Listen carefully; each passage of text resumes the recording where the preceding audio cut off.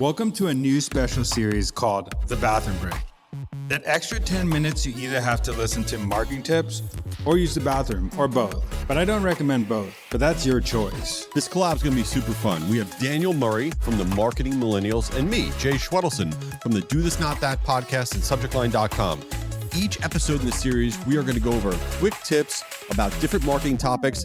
And if you want to be in the bathroom, fine, just don't tell us about it. Thanks for checking it out. It's time for another bathroom break with Jay Schwedelson, that's me, and Daniel Murray from the Marketing Millennials. And before we get into the topic of the day, which I think is going to be super useful, Daniel, I have the most random question ever for you. Did you ever collect anything as a child or whatever? I know you grew up in South Africa. I don't know if you collected rocks or something. Did you ever have baseball cards or something? I actually had a lot of collections. So I had baseball cards. I had Pokemon cards. That's embarrassing. Beanie Babies. Wow. Beanie Babies were the thing. And the most annoying thing about this is my mom threw all that stuff away when I went to college.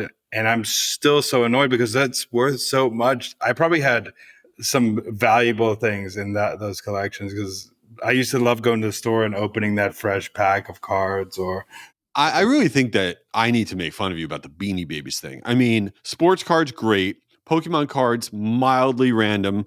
But Beanie Babies is you need to be judged in a very bad way for collecting. What does that mean? Would you go on eBay and you'd buy a stuffed animal? When you're 7 years old, you just get little stuffed toys, and they had cute little names with birthdays. But I also liked this is a random tangent, but also I love when the Snapple had the fun facts, and those are cool. I liked when Coca-Cola also would have your name on it, although it never said J. I bet you there's a Daniel Coca-Cola bottle somewhere. Oh no, I did. My cousin once sent me, and I'll share this picture. It had in a store. It had Daniel on one Coca and Murray on another Coca. Wow. Together on the chances of that. That's huge. That's huge. All right. Well, we've really covered a lot already, but we're going to jump into this. This is super tactical, and this was something I stole from Daniel's newsletters. Really, I stole from Ari, his wife's newsletter, Go to Millions, which is awesome if you don't subscribe to it.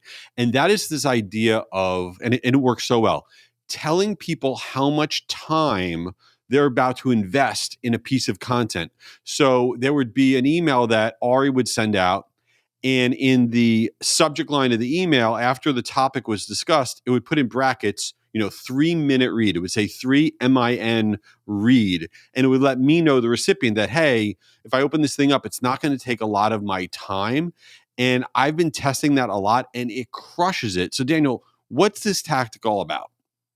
I mean, it's exactly how you described it. It gets people expectation up front.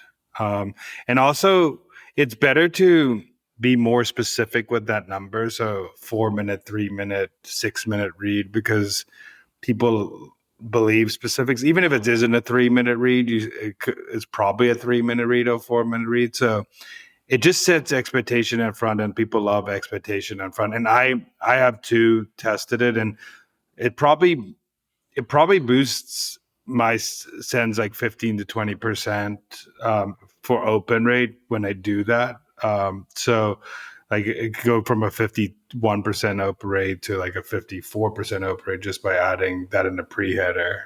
Look at you flexing your open rate right there with your over 50% open rate. Look at that. He just subtly drops, 50 to 54.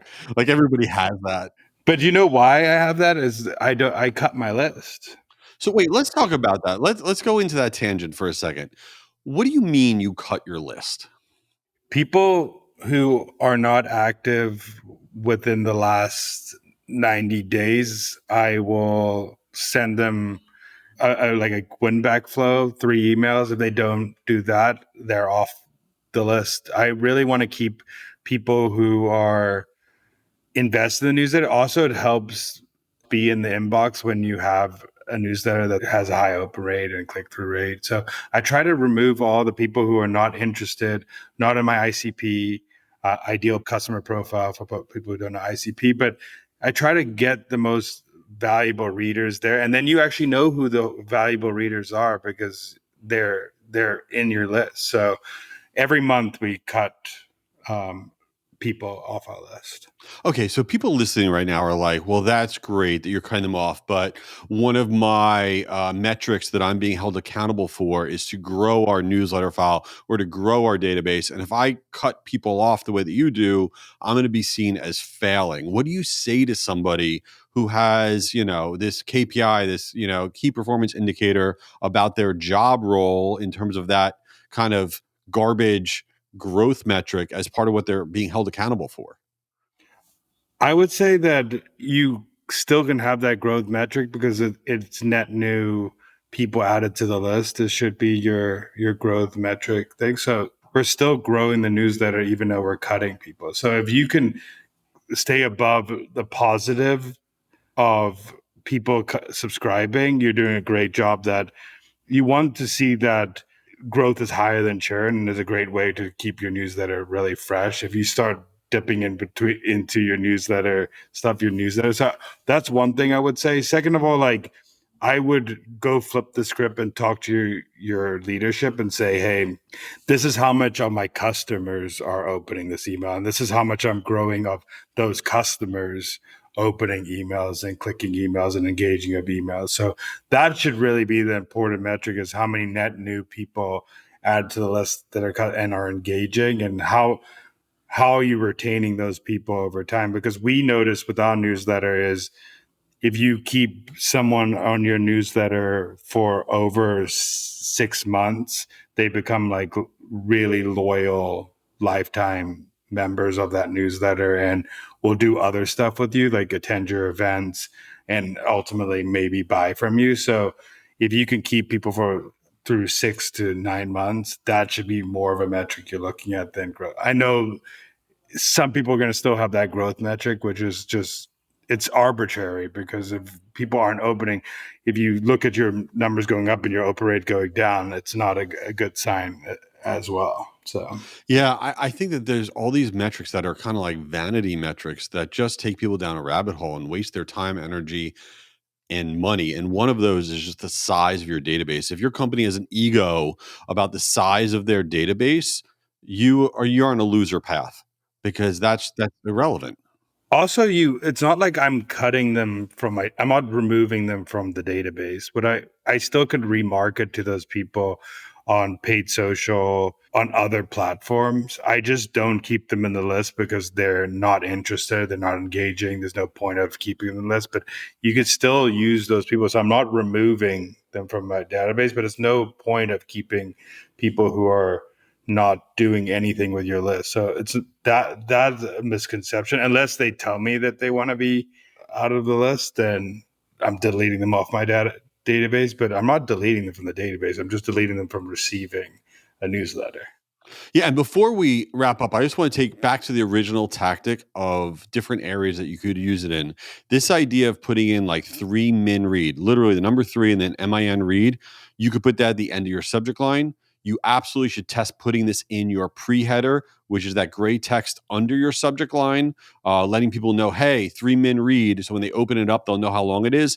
And then if you have blocks of text, and this is for business or consumer marketers, you have blocks of text and you're trying to get people to click through and then go to a page to read further, whatever it is, it could be a blog or whatever, you put the 3 lines of text leading into that topic. And then at the end of that 3 lines of text, you put three min read within your newsletter, letting them know if they click through how long it's going to be once they get there to read it. These are three great tactics that really ramp up engagement in a big, big way. I'll add one more. Add it to your landing page if you're trying to capture someone for a newsletter, or on that blog post that you're doing already. Like, if you say this is 5 minutes to get the best tips for email marketing, you're like, it will only take you 5 minutes to get smarter at email marketing today. People were willing to invest 5 minutes to get better at email marketing every day. So add it to those landing page too. The conversion will skyrocket on landing pages if you add that to a landing page.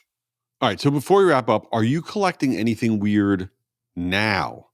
No, I'll tell you, I'm decluttering because actually, I do do something. But Ari is a very doesn't like hoarding stuff, like is not sentimental with items. She gets rid of things easily.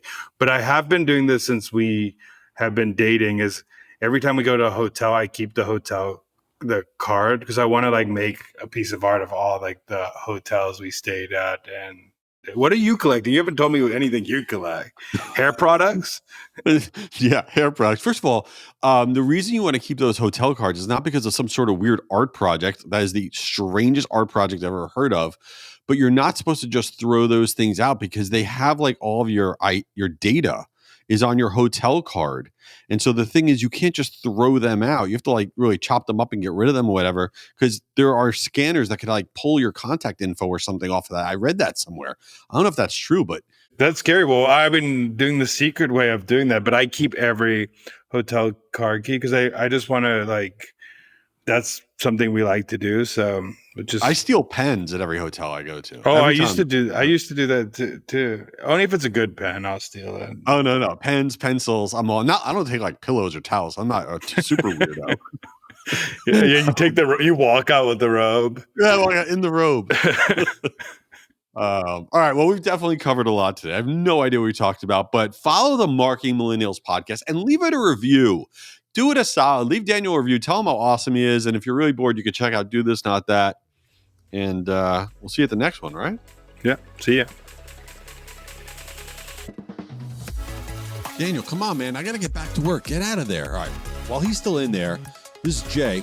Check out my podcast, Do This, Not That, for marketers. Each week we share really quick tips on stuff that can improve your marketing, and I hope you give it a try. Oh, here's Daniel. He's finally out. Back from my bathroom break. This is Daniel. Go follow the Marketing Millennials podcast, but also tune into this series. It's once a week, the bathroom break. We talk about marketing tips that we just spew out, and it could be anything from email, subject line, to any marketing tips in the world. We'll talk about it. Just give us a shout on LinkedIn and tell us what you want to hear. Peace out. Later.